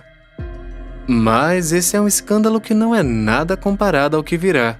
Acho que é hora de falar sobre a era mais próspera da yakuza, o final dos anos 80. O final da década de 80 foi realmente um momento maravilhoso para o Japão. De 1986 a 1990, a economia japonesa experimentou um crescimento extraordinário, com os valores do mercado imobiliário e de ações disparando. Neste momento, Tóquio torna-se a maior bolsa de valores do mundo, com um valor imobiliário superior ao dos Estados Unidos como um todo. Como você pode imaginar, esse boom não escapou da yakuza. Jogadores de alma, mafiosos japoneses foram rápidos em mergulhar no mercado imobiliário de ações em expansão. Eles começaram a investir alto e o resultado? Eles colheram lucros enormes em uma velocidade enlouquecedora. Muitas foram as gangues que capitalizaram negócios multimilionários, especialmente nas indústrias de construção e entretenimento. E como se não fosse o bastante, a renda ilegal da Yakuza também estava aumentando. Jogo, prostituição, tráfico de drogas. Em suma, foi um período abençoado para o submundo japonês que, graças a essa bolha especulativa, acumulou dezenas de milhões de dólares. Mas não podemos evocar essa era próspera sem falar de Susumu Ishii, o novo padrinho da Yakuza de Tóquio que sucede a Kakuji Inagawa à frente do Inagawa Kai. Susumu Ishii não era um gangster comum. Naquela época, ele era o bandido mais rico de todo o Japão e um dos mais ricos do mundo. Ao contrário dos outros Yakuzas que exibiam suas tatuagens e intimidavam os transeuntes, Ishii adotou um estilo de vida mais discreto e elegante. Era um padrinho que preferia a força das palavras à dos punhos. Uma estratégia que o sucederá bastante, quando em 1988, sua fortuna ultrapassou 1,6 bilhão de dólares. É simples, tudo que esse cara tocou virou ouro. Graças à bolha, ele obteve ganhos colossais, que investiu em imóveis, mercado de ações e uma emaranhada rede de mais de uma dúzia de empresas legais no Japão e no exterior. Dizem também que ele teria dado, por motivos ainda desconhecidos, 360 mil dólares a Noriega, o ditador panamenho da época conhecido por ter acumulado uma fortuna com o tráfico de drogas nos anos 80. Durante seu legado como líder, o Inagawa Kai se tornou o maior sindicato do crime de Tóquio. Ishii tinha cerca de 7.500 homens à sua disposição, engajados no tráfico de drogas, extorsão, jogos de azar e uma centena de outras atividades. Em apenas 3 anos, ele conseguiu elevar a Yakuza a patamares nunca atingidos antes.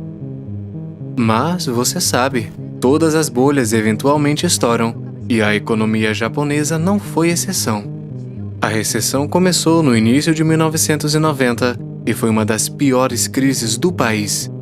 Em 40 anos, o Japão não tinha visto nada assim antes. Basta dizer que as consequências foram terríveis para Ishii, o Inagawa Kai e todo o submundo japonês. O império de Ishii realmente desmoronou e, para piorar as coisas, sua saúde se deteriorou seriamente. Não é à toa que em outubro de 1990, ele renunciou ao cargo de chefe do Inagawa Kai e se aposentou oficialmente. Uma aposentadoria que não ia durar muito tempo, já que ele faleceu quase um ano depois. Então, depois de 4 anos de prosperidade, era hora do Japão pagar o preço. A Yakuza viu sua renda cair drasticamente, e então se seguiu uma década de escândalos. Escândalos que apontavam perigosamente o submundo japonês para a origem de empréstimos duvidosos no valor de 288 bilhões de dólares durante a bolha especulativa. Essa crise econômica foi, em última análise, um reflexo do fracasso da aplicação da lei em conter a influência da Yakuza, que estava se tornando cada vez mais evidente. Para responder essa onda de escândalos sem precedentes, altos funcionários da polícia japonesa concluíram que eram necessárias medidas mais rigorosas. Escândalos que custaram bilhões de dólares, corrupção desenfreada, assédio constante da Yakuza e sangrentas guerras de gangues cobraram seu preço, e era hora de agir. Uma dessas medidas foi tomada em 1º de março de 1992, quando o governo japonês aprovou uma lei anti-gangues. Com essa lei, o Japão pela primeira vez designou a Yakuza como um mal social, com medidas especiais para contê-la. Mas, como você pode imaginar, a Yakuza não ficou de braços cruzados. Para enfrentar a nova lei que não lhes agradava nem um pouco, os Yakuzas organizaram manifestações e entraram com diversas ações judiciais. A princípio, essa nova lei parecia ter um enorme impacto sobre a máfia. A polícia anunciou que milhares de gangsters cessaram suas atividades e que dezenas de grupos criminosos foram dissolvidos seguindo a lei anti-gangues. Mas os fatos anunciados infelizmente estavam longe da realidade. A lei anti-gangues de fato conseguiu expulsar dezenas de milhares de gangsters, mas a maioria deles permaneceu leal ao submundo.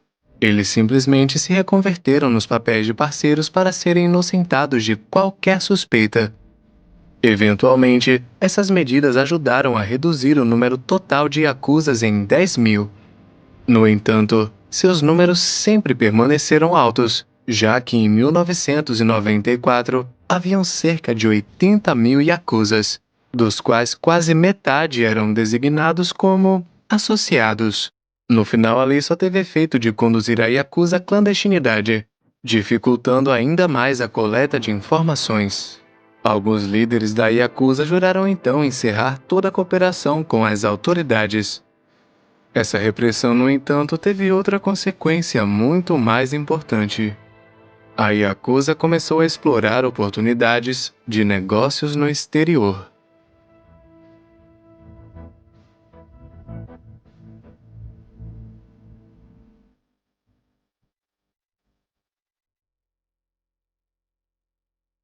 Era o fim do dinheiro fácil dos anos prósperos da bolha econômica. A Yakuza agora precisava se reestruturar e recuperar sua grandeza. Uma tarefa nada fácil quando você sabe que sua renda com jogos de azar e extorsão caíram drasticamente. E a Yakuza sabia que o que eles precisavam naquele momento era de novos mercados para explorar. E foi isso que eles fizeram no início dos anos 90, embarcando no tráfico internacional de mulheres. Eles atraíram dezenas de milhares de mulheres em toda a Ásia. Eles prometiam empregos e dinheiro legítimos. Claro, essas promessas eram apenas promessas. Na realidade, essas pobres mulheres foram drogadas, depois exploradas como escravas sexuais, forçadas à prostituição em bordéis japoneses. O tráfico de mulheres era um negócio lucrativo para a Yakuza, gerando bilhões de dólares todos os anos. Mas havia outro mercado ainda mais lucrativo que a Yakuza explorava no exterior: o tráfico de drogas. Uma delas era a metanfetamina, uma substância ilegal com a qual os gangsters japoneses já estavam muito familiarizados. Ela era produzida no leste da Ásia, de onde a Yakuza comercializava internacionalmente e, com isso, obtinha enormes lucros, contribuindo muito para a renovação de sua organização. Além da metanfetamina, as gangues japonesas estavam interessadas em heroína, que também era muito lucrativa. Para isso, eles foram para o Sudeste Asiático. Depois veio a cocaína, outra droga cobiçada pela Yakuza. De fato, na década de 90, representantes do cartel colombiano de Cali entraram em contato com a maior gangue Yakuza, a Yamaguchi-gumi. Juntos, eles teriam então conspirado para trazer enormes quantidades de cocaína para o Japão. Esse era o tipo de notícia que dava pesadelo às autoridades criminosas internacionais. Uma aliança entre o poderoso sindicato Yamaguchi-gumi e o temível cartel de Cali. Você pode imaginar? O cartel colombiano teria enviado distribuidores de cocaína para todo o Japão, em Tóquio, Osaka, Yokohama ou até mesmo Kobe. Os colombianos pareciam determinados a mostrar que podiam ser tão implacáveis na terra do sol nascente quanto eram em casa. Mas, estranhamente, a ameaça da chegada dessa droga em solo japonês permaneceu no estágio de ameaça. A polícia japonesa se preparou para enfrentar uma nevasca de cocaína que nunca aconteceu. Os colombianos nunca deram seguimento ao caso, sem que ninguém pudesse explicar o porquê. Então, há um acordo com a máfia russa. Embora menos organizados que os sindicatos do crime italiano ou japoneses, os mafiosos russos exibiam perspicácia comercial e crueldade incomparáveis. Ex-agentes da KGB e policiais estavam por trás de muitos grupos criminosos da Rússia. Este último, então, se espalhou pelo mundo e entrou em contato com as maiores organizações criminosas, incluindo a Yakuza. A Rússia e o Japão permaneceram vizinhos distantes, em grande parte devido à disputa sobre a apreensão das ilhas do norte do Japão pela União Soviética no final da Segunda Guerra Mundial. mas o comércio entre o Extremo Oriente Russo e o Japão se desenvolveu muito rapidamente. Uma colaboração frutífera que permitiu a venda de carros roubados e bens de consumo do Japão para a Rússia e vice-versa para armas e mulheres russas. No entanto, a Yakuza mais ambiciosa já estava de olho nos Estados Unidos há muito tempo. Não foi à toa que gangsters japoneses começaram a aparecer nas praias do Havaí e no próprio continente americano. No início dos anos 70, a Yakuza já havia estabelecido bases no país do Tio Sam, particularmente nas ilhas americanas do Pacífico. Eles se desenvolveram, portanto, no país, em Los Angeles, São Francisco ou Nova York. Em Nova York, no início da década de 80, a polícia local tomou conhecimento da Yakuza e de operações criminosas de grande porte na região. No entanto, ela não estava preocupada com isso e deixou claro com a seguinte frase: se houvesse qualquer tipo de extorsão, como a prostituição, as 5 famílias já estariam nisso. Você não pode fazer nada por muito tempo em Nova York sem que a máfia perceba. Nesse negócio você tem que lidar com eles. Acho que Nova York é geograficamente inconveniente para Yakuza se estabelecer. E menos de um ano depois dessa declaração, adivinhem o que eles descobriram? Que a máfia de Nova York decidiu colaborar com a Yakuza, em particular para organizar jogos de azar clandestinos. A polícia de Nova York estava certa em um ponto, que as 5 famílias não queriam concorrentes em seu território. Então, por que colaborar com a Yakuza? Bem, porque aos olhos da máfia americana, a Yakuza não era uma ameaça, mas simplesmente uma forma de expandir seus negócios.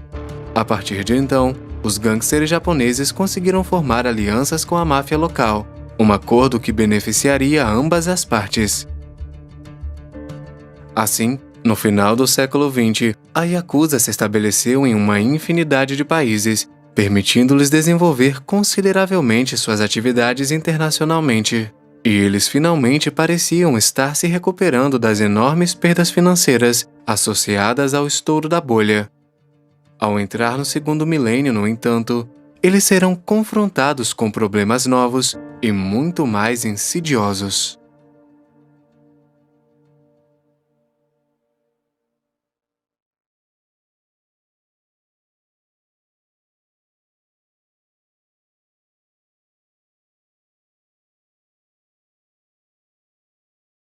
A Yakuza se tornará como a máfia americana.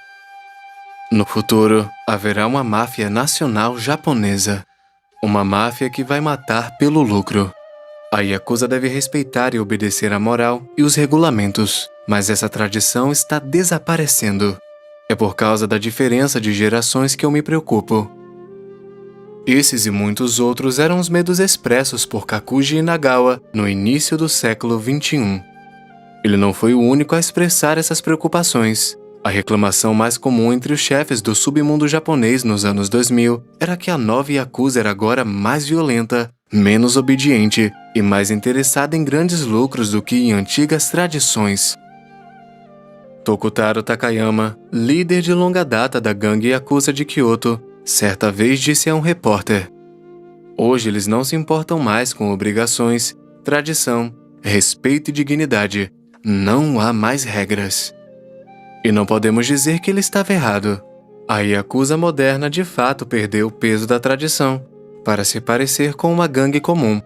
O mundo do crime do século XXI não exigia mais ideologia, cavalheirismo ou lealdade absoluta. Pelo contrário, o século XXI pareceu exigir que os bandidos fossem mais astutos e desonrosos. Como resultado, e pela primeira vez em sua história, os membros da Yakuza passaram a agir e pensar apenas por si mesmos, e não para a gangue como um todo. E isso mudou consideravelmente a face do crime organizado japonês. Uma modernização de gangues e Yakuzas que começou nos escombros de 1945 e continua até seus princípios, e as guerras de gangues que resultaram em inúmeras baixas civis são um exemplo entre muitos outros. Em 1984, a Polícia Metropolitana de Tóquio, que conhecia a Yakuza melhor do que ninguém, tornou público que já vinham observando há vários anos. Há uma clara tendência de diminuição de solidariedade e obediência entre os membros da Yakuza. Isso decorre da aposentadoria de líderes de gangues envelhecidos que mantinham uma disciplina estrita, bem como mudanças no temperamento dos gangsters. Esse era então um declínio que pode ser explicado principalmente pela questão da aposentadoria. Além disso, nas últimas décadas, mais e mais jovens Oyaban chegaram ao poder e gradualmente mudaram a estrutura das gangues. A passagem da Yakuza para os altos escalões das finanças e sua expansão para o exterior ocorreu quando os últimos grandes chefes, aqueles que chegaram ao poder durante a ocupação, morreram. Assim, a geração mais velha, e com ela suas tradições, desapareceu gradualmente. No entanto, os Yakuzas da geração mais jovem não são todos inadequados. São simplesmente frutos de outra geração, menos receptiva aos velhos costumes, vendo neles apenas obstáculos às suas atividades. Menos inclinados a obedecer o seu Oyaban, hoje, poucos estão dispostos a dar a vida e se dedicar a eles. Além disso, como a omerta que caiu dentro da máfia ítalo-americana, alguns Yakuzas começaram a denunciar seu chefe, um ato impensável alguns anos antes. Acumular grande riqueza ou obter sucesso nos negócios tornou-se o único objetivo da nova geração de gangsters japoneses. Como você viu, a Yakuza está longe de ser uma gangue comum. Presentes desde o Japão feudal, eles se tornaram a chave do poder político do país no século XX. Ao longo de sua história, eles desempenharam um papel de oposição honrosa na sociedade japonesa. Às vezes aceitos, às vezes rejeitados, às vezes criminosos, às vezes heróis. No Ocidente, é apenas na Sicília que podemos afirmar que a máfia teve tal ápice. Ao longo das décadas, os japoneses aprenderam a conviver com o submundo, às vezes cedendo às suas exigências para manter uma aparência de paz social. No passado, esse método ajudava a garantir uma certa harmonia entre a população. Mas esse contrato social está se rompendo. Fortemente enfraquecida, a Yakuza estaria agora à beira da extinção. Seus números de fato caíram drasticamente, e há cada vez menos jovens japoneses juntando-se a eles. E além disso, autoridades estão fazendo de tudo para lutar contra os delitos daqueles que ainda fazem parte da Yakuza e oferecem mesmo uma reintegração na sociedade. Sim, destino estranho para esse grupo criminoso que já reinou na Terra do Sol Nascente.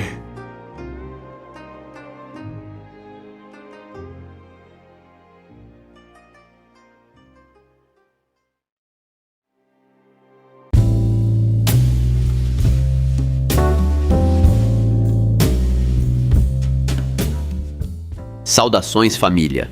E assim concluímos nossa imersão no misterioso e complexo mundo da Yakuza.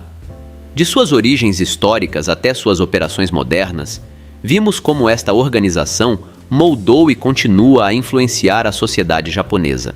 A Yakuza é muito mais do que uma simples organização mafiosa. Ela é um reflexo das tradições e paradoxos da cultura japonesa, onde honra e loucura coexistem em um equilíbrio delicado. Suas tatuagens, rituais e códigos de conduta são símbolos de uma identidade única e poderosa. Mas a Yakuza também desempenha um papel complexo na sociedade. Por um lado, eles estão envolvidos em atividades ilícitas que desafiam a lei e a ordem. Por outro, eles se veem como protetores da comunidade, oferecendo assistência em momentos de necessidade e mantendo uma espécie de ordem paralela. A Yakuza continua a ser uma entidade enigmática, desafiando as tentativas de compreensão total. Sua habilidade de se adaptar e sobreviver em um mundo em constante mudança é um testemunho de sua resiliência e astúcia. Se você gostou deste mergulho no submundo da Yakuza, não se esqueça de curtir, compartilhar e se inscrever no nosso canal para mais conteúdos fascinantes como este. Deixe seus comentários abaixo e nos diga o que mais você gostaria de ver. Lembre-se, o conhecimento é a nossa maior arma contra os mistérios do mundo. Até a próxima!